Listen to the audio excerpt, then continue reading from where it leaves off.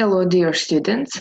Today I want to introduce you a new topic, new lecture from terminology and documentation. Last time we discussed semantic change rules of term creation.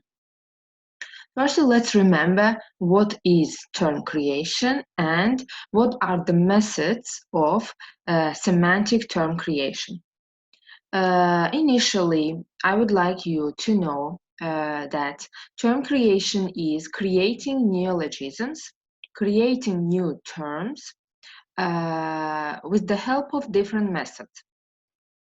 In our previous video, we discussed semantic change rules while creating new terms. Semantic change rules, as you see, they are following. For example, expansion.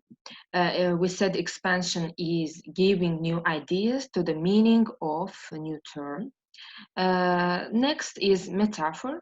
Metaphor is you give you add new meaning and you establish new term with the help of analogy. For example, you take a different word, let's say a part of the body, but you refer it to a completely different field of science. For example, in our example, it's given like backbone of network. A backbone, generally, it is part of body. It's used in medicine, but here we took this word and we added new meaning, referred it to the technology. Metonymy is giving a word new meaning with the help of stylistic devices. Metonymy, metaphor, these are stylistic devices that are mentioned also in our translation theory. Additionally, eponymy. Eponymy is the word that was initially the name of person. For example, names of scientists. They created specific concept, and later their names became name or label of some concept. Some people created different kinds of scientifically important some concepts, for example, Newton, Watt, and etc. And their names became not just proper name, but their names became proper name of specific concept. Okay, next is grammatical category, conversion. Conversion means changing, transforming. If you change grammatical category of the word, it means you created a new term with the help of this method. You change its grammatical category. It means in the beginning, as a common word, it was noun, and you changed grammatical category, it became, let's say, adjective, or vice versa. It was adjective, now it is used as noun. But now it is not common word, but it's term.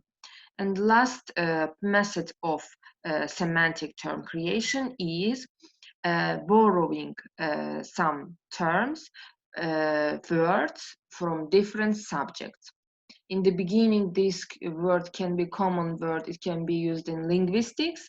Later, this linguistic term becomes, for example, become used in, let's say, technology. And in our nowadays world, it's very, let's say, important and also widespread, the word virus. Virus was, of course, was used in medical field, but now it is used also in technology. And also we should know that there are morphological change rules in term creation. Morphological change rules are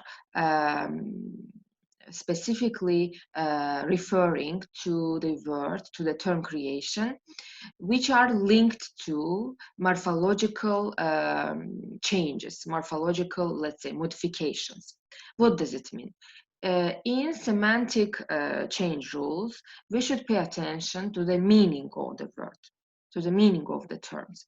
But morphological term creation means that you create new term with the help of morphology, with the help of new words, let's say prefixes, suffixes, or complex words, compound, let's say nouns and or other, let's say adjectives.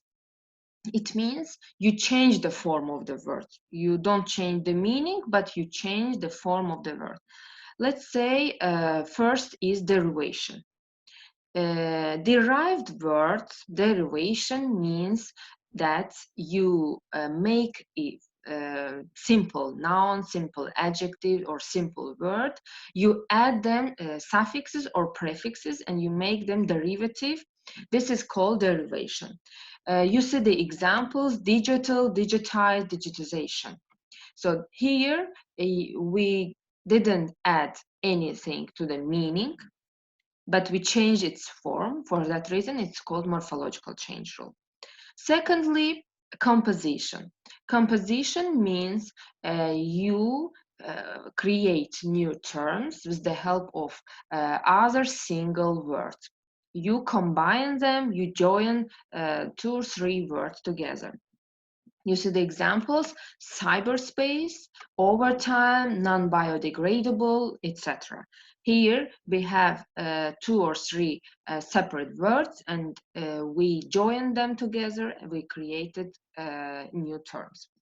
Compounding means you don't only join simple words, but you also use them in phrases, because you have compound phrases. Composition, compounding can be similar to each other, but difference is composition means you add 2, 3 simple words, you join them, but compounding means you join phrases all together and you create new phrases with the help of separate words. Next is blending.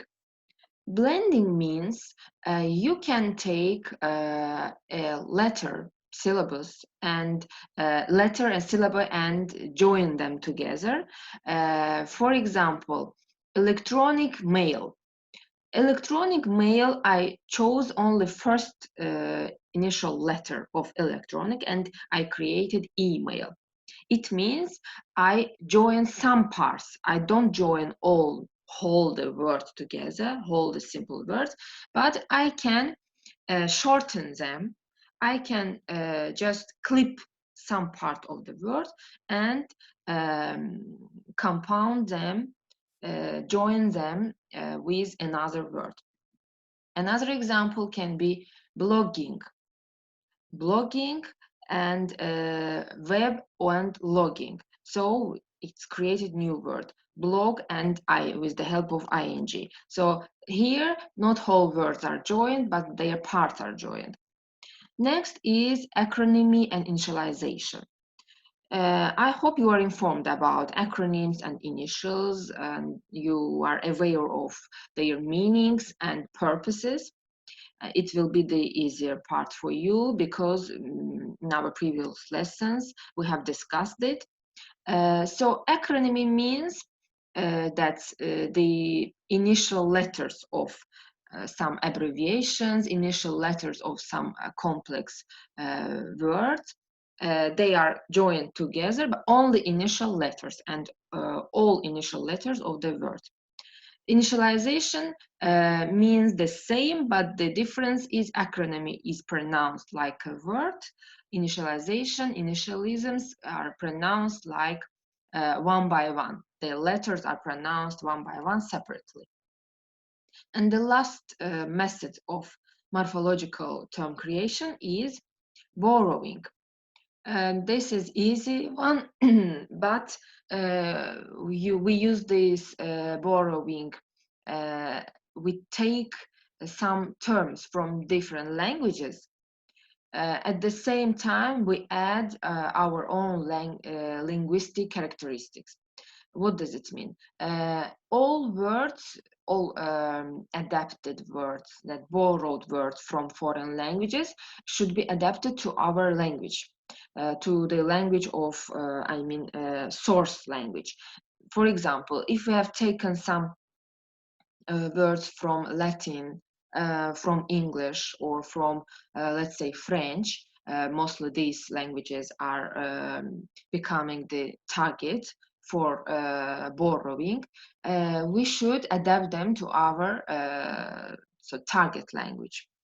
Here you see the medical terms, and they are borrowed from another language. Adapting means you take them and you do a little bit changes, and with the help of this, you adapt it to your own structure, your tongue, your speaking structure, let's say, linguistic characteristics. And a little bit information about reasons for creating new terms, reasons of neologisms. They are following. Firstly, we create a neologism because of its style, because of stylistic reasons.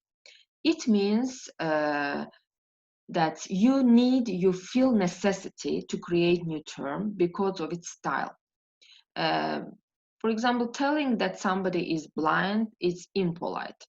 In some places, in some conditions, we have to use more polite versions of this word, and for that reason, words like impaired, handicapped are used more often than blind. And also, of course, the main reason, I could say that this is the main reason, more prevalent reason to create new terms, is technology. Technological reasons are surpassing all the other reasons, because nowadays it is enlarging. This field is mostly improving and improving in a high speed. For that reason, technological reason surpass all other reasons. Social means that this reason is related to the people, the names, jobs, professions of people.